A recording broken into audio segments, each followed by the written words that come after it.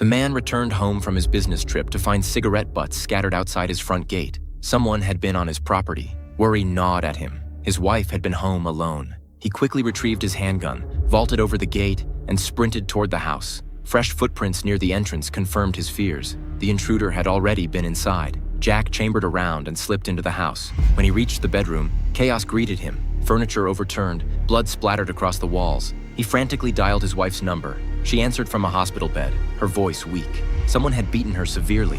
When Jack learned the attacker had fled in a green taxi, he vowed to hunt him down and make him pay. The next day, Jack cruised the city streets in his car, scanning for green cabs. He spotted two and memorized the company names painted on their doors. That night, Jack arrived at the taxi company.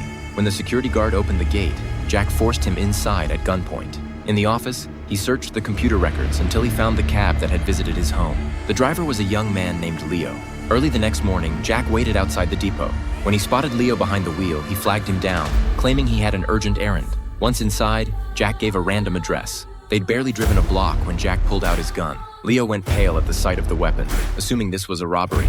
He fumbled for his wallet, offering it with shaking hands. But Jack had no interest in money. He demanded to know about the passenger Leo had driven to his house 2 days ago. Leo could only describe a burly, muscular man. Realizing Leo had nothing more useful to offer, Jack directed him to drive to an abandoned factory.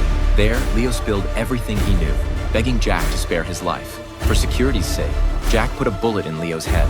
From Leo's description of the intruder, Jack identified a hitman from a local assassination firm. He soon infiltrated the company disguised as a janitor. Jack retrieved his toolbox from a trash bin and burst into the executive office. He threatened the boss, hand over the hitman's information or end up like this computer, pierced through with nails. The boss wasn't easily intimidated.